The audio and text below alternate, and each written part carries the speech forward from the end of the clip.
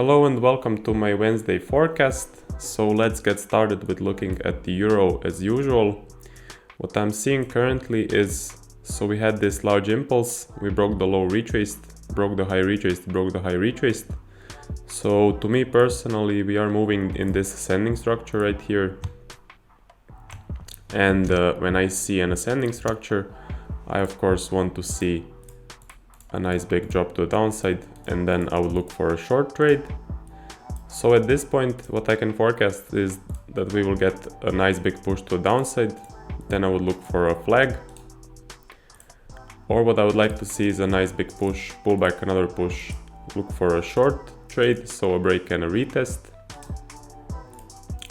What can happen, we can get a descending from here, and then I would expect for the price to range in this area, because I know when we get an ascending structure and then a descending, it usually signals further ranging price action.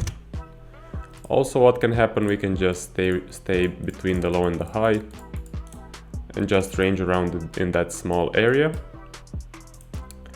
And we can get more of an ascending structure. Then I would also look for an impulse to the downside and a flag pattern to enter on a short trade. Or we can get a nice impulse to the upside, look for a flag to the long side.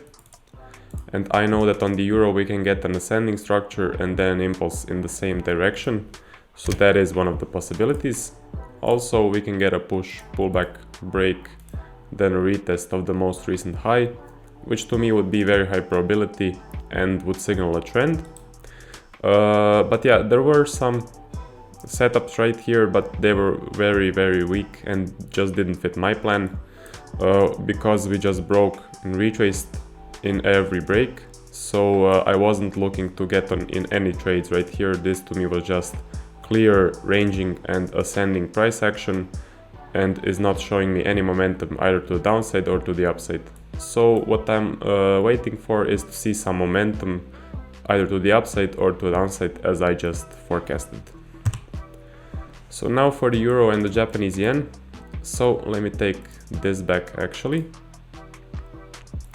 Right here we got this large impulse, then we got a small range, so we broke the low, retraced, broke the high, retraced. There was actually, let me take it back even further, because there was an opportunity to enter on a reversal right here. So we were seeing this descending structure, but to me personally it was just too small. We saw a large impulse to the downside, we saw this large momentum to the downside, and then we broke and retraced by just one break. So it was just one break, not enough for me.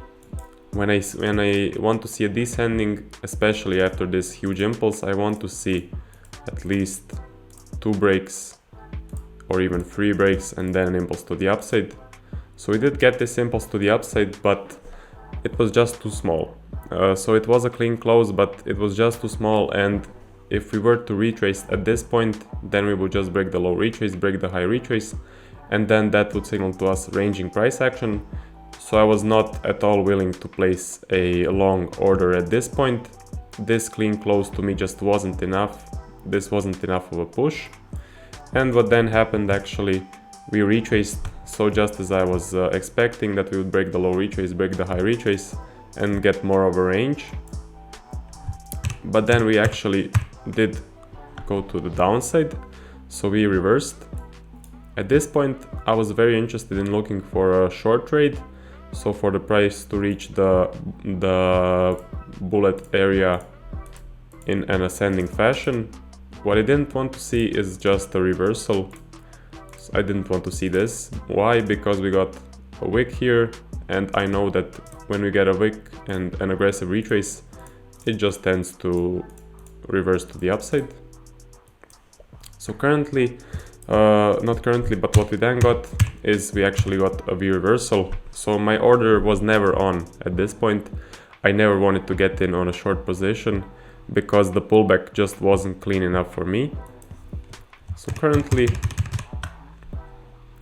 what I'm seeing is I'm seeing a V reversal, and I know that when we get a V reversal, a common pattern is that we get a small range right here, so something like this. and then we continue in the direction of the second leg. This is that second leg, so we continue to the upside, and then I would look for a flag pattern to enter on a long trade. So that is a pattern that occurs often on the Euro pairs and the Aussie pairs. So I'm waiting for that. Also, what I can forecast is that we will just range between the low and the high. I know that the Euro pairs really do like to range for a long time. What I'm also searching for is an ascending structure. Then for a drop to the downside, look for a short trade. Or maybe we get a nice big push. Then I will look for a flag pattern. We can get a push, pullback, break, and then a retest. So a bullet trade, as we call it. Same thing to the downside, so we can continue with this trend and shoot to the downside. I would look for a flag pattern.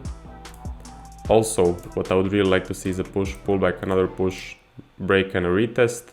So look for a short trade. Or what can also happen, we can get a descending that breaks the low, then we push to the upside, and I will look for a flag, or maybe a break and a retest. So I would just look for a long trade, because then I'm seeing a nice clean descending, and I'm getting the confirmation from this large impulse. If we do get a larger range, what I then need to keep in mind is that there are liquidity areas, so above and below, and I need to see what happens when we reach the liquidity areas. Do we just break and retrace straight away, or do we break, get some conviction, and then look for a flag pattern? Because I know that people keep their stops. People that go short keep their stops at this area. Those that go long keep their stops right here. And the market makers are very likely to push the price in an ascending fashion into the stops area, so into the liquidity area, and then reverse the price. So yeah, that is it for the Euro and the Japanese yen. Now let's take a look at what the Aussie pairs are doing. So currently, let me just take this back. At what point? At this point. Let me take it back at this point. So right here, what I was seeing a large impulse to the downside. I was seeing this range, and then I wanted to see what happened when we broke either the upper liquidity area or the lower liquidity area. So right here, because of the range, we got these liquidity areas, as I'm talking about in every video.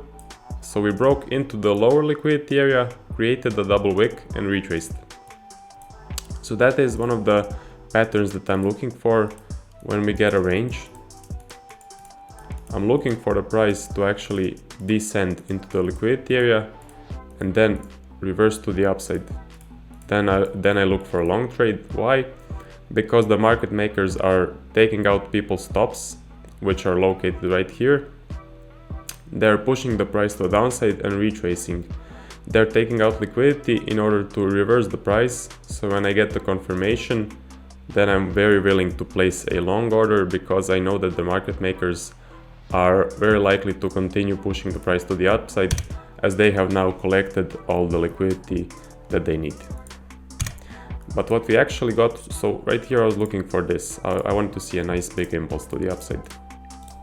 But what we got a range.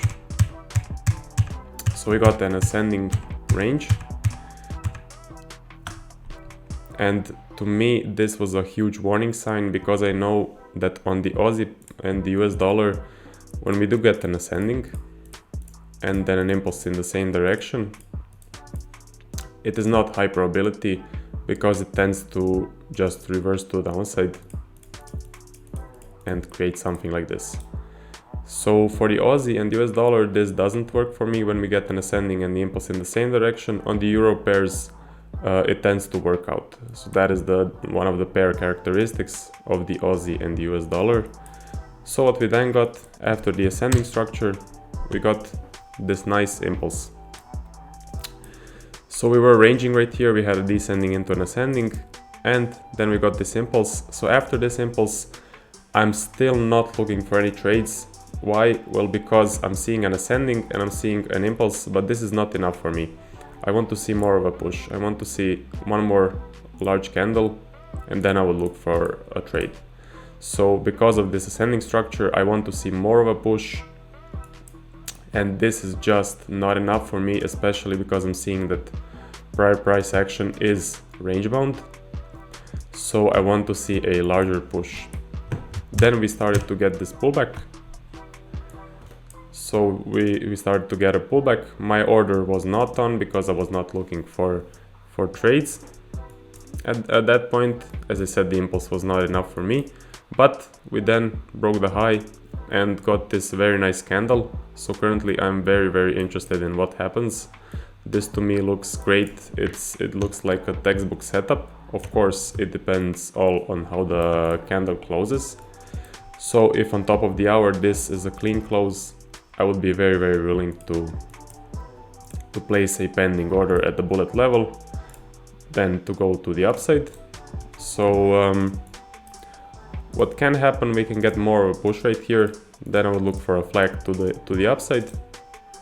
Also we can get more of a push, then a pullback break and a retest, so a bullet trade. Same thing as right here, what I'm looking for. One of the possibilities is that we will get an ascending structure and then we push to the downside, look for a short trade. We can get a descending structure from here, then I would look for an impulse to the upside and a flag, so a flag continuation pattern. Also we can reverse to a downside, so get something like this, a V reversal, and then I know that I would look for a pattern when we get a range and a continuation of the second leg. So that is definitely something to keep in mind. That is a common pattern that occurs in the market. Also, we can get a push, pullback, break and a retest, so a bullet trade to the downside. And to me this would be very high probability because I'm seeing a trend, I'm seeing one impulse, pullback, second impulse. So yeah, those are some of the possibilities. Currently this price action is looking very good to me, and if I get a clean close right here, if I get a good close, I would definitely be willing to look for a long trade. So now let's take a look at the Aussie and the Japanese yen. Let me just move my lines. So right here, this to me just looks, well, it doesn't look good. It looks like ranging price action. We had a large impulse, we broke the low, retraced, then we got this ascending structure, a V reversal, then this turned out to be a large descending structure. So when I do see an ascending into a descending structure, it to me just signals a range. It to me signals a large range, and then I need to see a large impulse in order to get the confirmation and in order to look for any trades. But currently this last part of price action does look good. We are getting an impulse right here, so this to me is actually a V reversal, and I know when we get a V reversal we get a small range, continuation of the second leg, or maybe we get this candle and then we get volatility in our favor, as I call it. So because then this second leg is much bigger than the first leg, it is still a V reversal, but it is very likely to push in the direction of the second leg. And it seems to me that we are getting that, so we are getting this V reversal and then we are continuing in the second leg. So this looks similar to the Aussie and US dollar, but not that clean in my opinion, but I would be willing to place a long order at the bullet level. Maybe we do get a nice tight bomb trade, or we get continuation of the momentum, then a flag or a bomb trade, so it's the same thing but a different name, or we get a push, pullback, break and a retest, so a bullet long trade. We can also get an ascending structure, push to the downside, look for a short trade, or we can get a descending, push to the upside, look for a long trade. we can get a V reversal. Then I would look for a range, push to the downside, look for a flag pattern. Or we can get a push, pull back another push, look for a break and a retest. Then it would signal to me a trend. So yeah, currently this last part of price action does look good. It all depends on how this candle closes, since I trade on the top of the hour, so on every candle close. And so yeah, we will see what happens, and that is it for the forecast. See you in the next one.